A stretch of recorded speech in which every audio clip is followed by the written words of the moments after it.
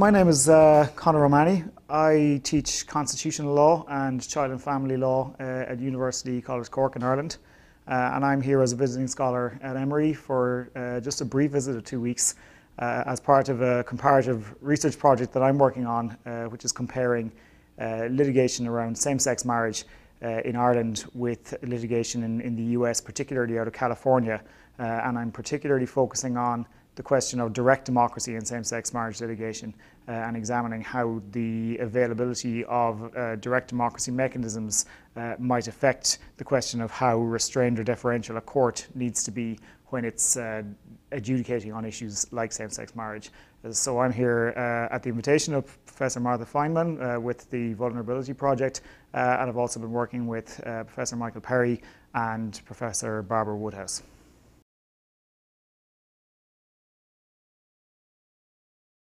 What I'm working on at the moment, as I mentioned, I'm looking at issues around same-sex marriage litigation.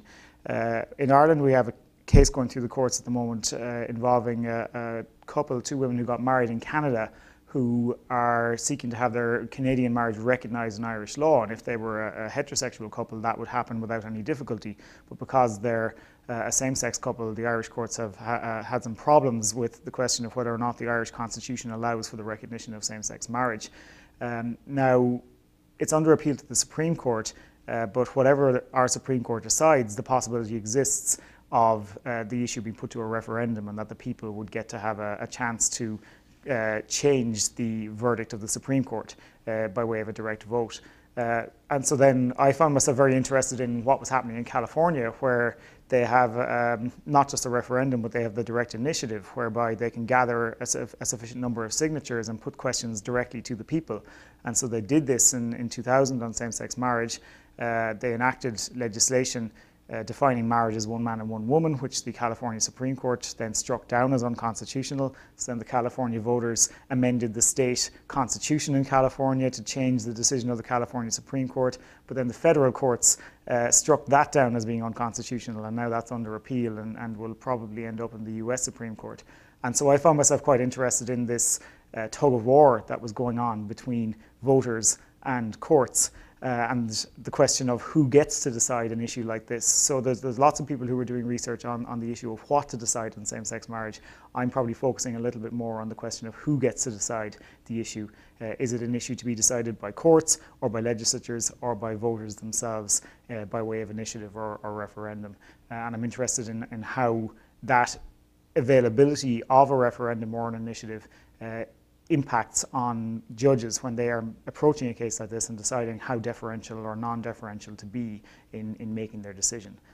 So that's what I'm working on, and it's a chance really to come over to the United States for me and to speak to American scholars and to maybe correct some of the things that I have misunderstood about the United States context, trying to research US law from a distance in Ireland. It's always important when you're doing comparative research to actually speak to people on the ground, because there's a limit to what you can learn just using textbooks or journals and so on. It's really important to actually spend some time in the jurisdiction that you're researching. So that's part of what I'm doing.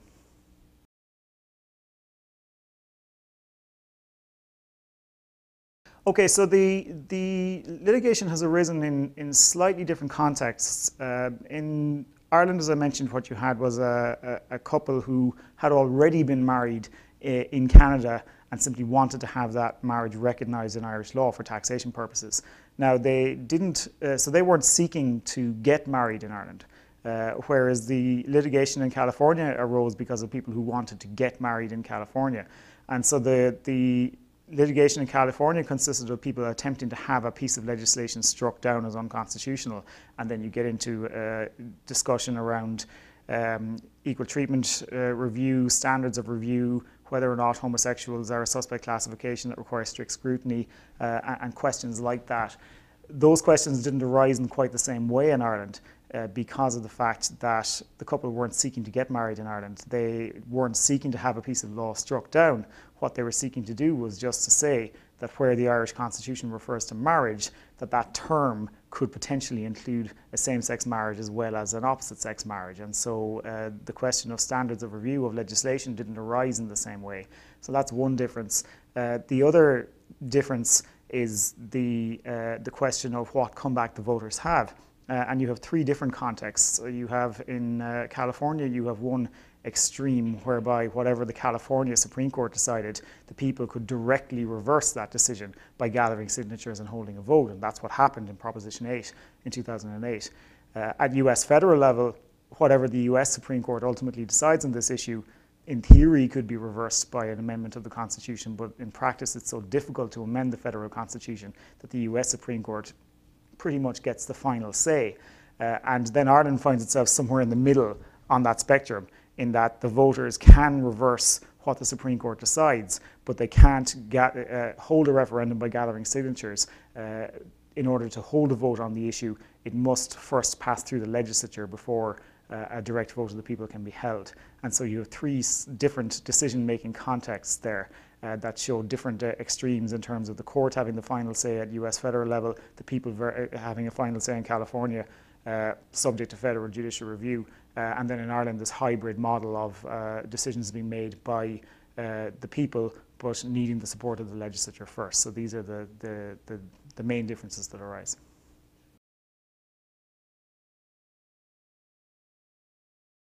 In Ireland, we have a situation where our constitution places a very strong emphasis on the family and on the institution of marriage, and it links those two concepts together.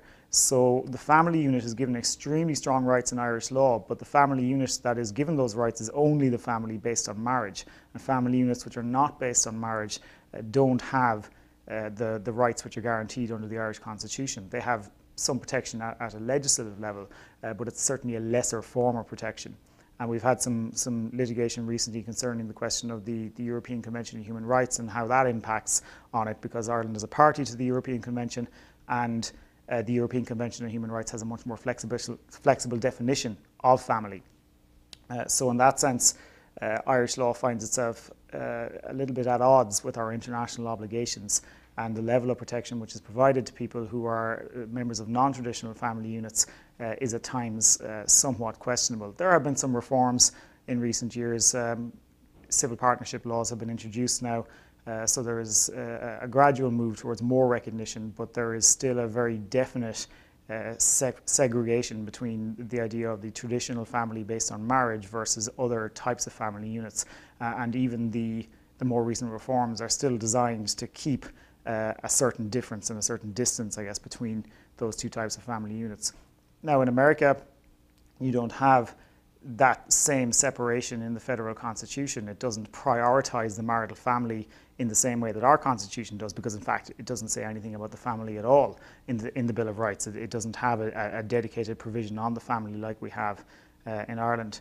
You have the Equal Protection Clause, of course, but then the other big difference you have in America is the fact that you then have the federal system, and you have things devolved down into 50 states which have a huge amount of discretion in this area. So it's somewhat different to Ireland in that sense, and it's hard to identify a single American approach to the issue because of the fact that you have so many different states and so many different jurisdictions. And I'm not an expert on all of them, and I wouldn't be able to say exactly what the spread of opinion is. But the big difference between the two countries would come in the fact that the Irish Constitution specifically prioritises the marital family, whereas that doesn't happen in the American federal Constitution in the same way.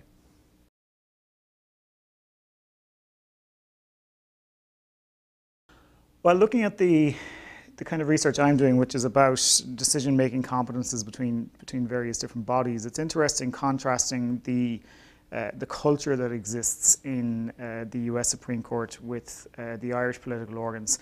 And I think something which has struck me in my research on the US system is how severely politicized and polarized the US Supreme Court has come in recent years especially, and how when it comes to controversial decisions, there seems to be a certain inevitability that decisions are going to be a 5-4 split along traditional conservative and liberal lines, and that everybody is very certain in advance which way certain judges are going to vote on certain issues.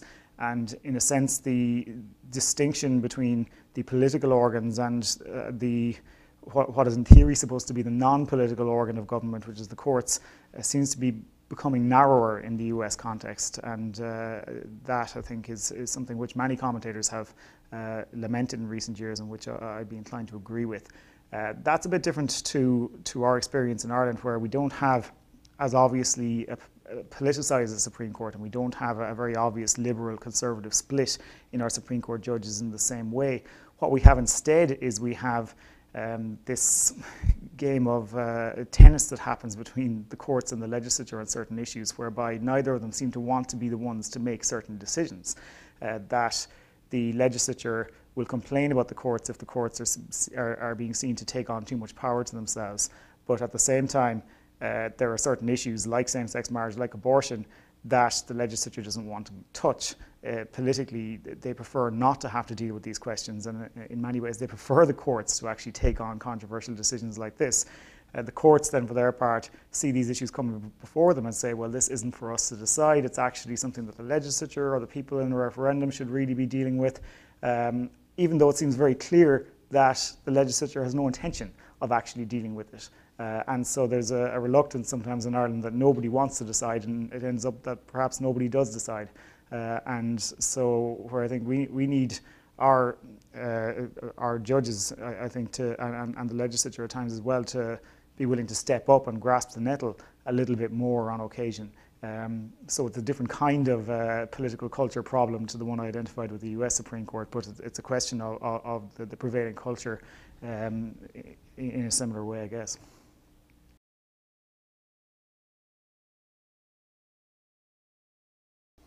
Well, Emory's been fantastic for me. There's just so many people here who are doing work that's of real interest to what I'm working on, both for this project and also more generally the work that I do back in Cork. My teaching in constitutional law, my teaching in child and family law, my involvement with the Child Law Clinic in UCC. I found a lot of people here who do things that are of great interest to me. Professor Feynman gave me the invitation to come, and her work on vulnerability and her work in family law down the years is of great interest to me. Professor Michael Perry is somebody whose work I've read for a long time, and it's been a wonderful opportunity to meet him and get to teach his students and discuss my work with him. Professor Barbara Woodhouse, again, somebody whose work I'd read quite a bit. I'm going to be teaching a class with her tomorrow and getting the opportunity to talk about this project, and also work which I'm involved in back in Ireland around the question of children's rights and the question of how you can use constitutional rights to further the position of children. So there's a lot of people here who do work that is particularly interesting to me from an academic point of view. Also, the chance to meet with Randy Waldman, who's the director of the Barton Juvenile Defender Clinic, and we've recently started a somewhat similar initiative in my university in Cork, and so to compare her experiences of running a project like that with what we're attempting to achieve in Cork was a really great opportunity. The facilities here are magnificent. It's a wonderfully well-equipped law school, certainly a lot better resource than what I'm used to back home, and so to use the library here and to attend the events that have been happening in terms of lectures and seminars and workshops, it's all been very, very beneficial, and I must say everyone's just been really welcoming. It's a very warm place to come into as a visiting scholar.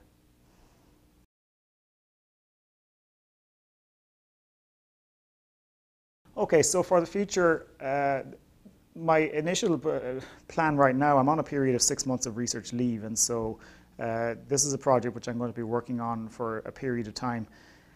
And hopefully at the end of this 6 months I'm going to have something fairly substantial written on the basis of this particular project on same-sex marriage.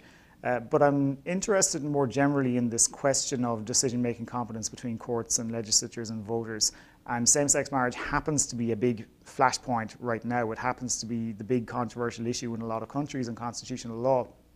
But a lot of the same ideas could be played out on any other issue.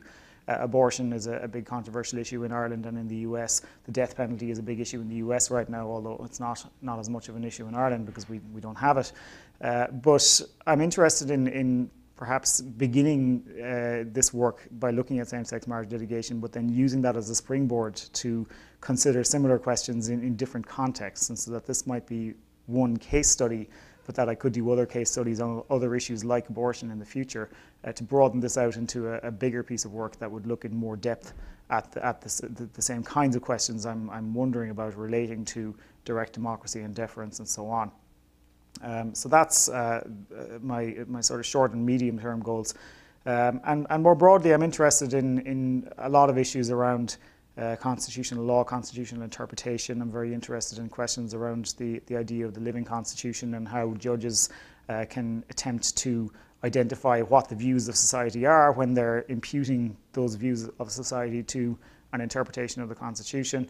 I've got a separate project which I'm working on which relates to ideas around consensus and the idea of how courts identify consensus when interpreting constitutional provisions. There's some very interesting US case law on the death penalty on that issue in looking at the 50 states and how many states do provide for the death penalty for people under the age of 18 or different situations like that, and comparing and contrasting those cases with similar case law from the European Court of Human Rights, where there's a similar process that goes on whereby something which is deemed not to be in a violation of the convention today perhaps might become a violation of the convention 5 or 10 years down the line when a sufficient number of countries have changed their law in that direction. And so there's some interesting comparisons between that consensus analysis process in the US Supreme Court and in the European Convention on Human Rights, and that's something which I'm beginning to do a little bit of work on and which I'd like to develop more in the future.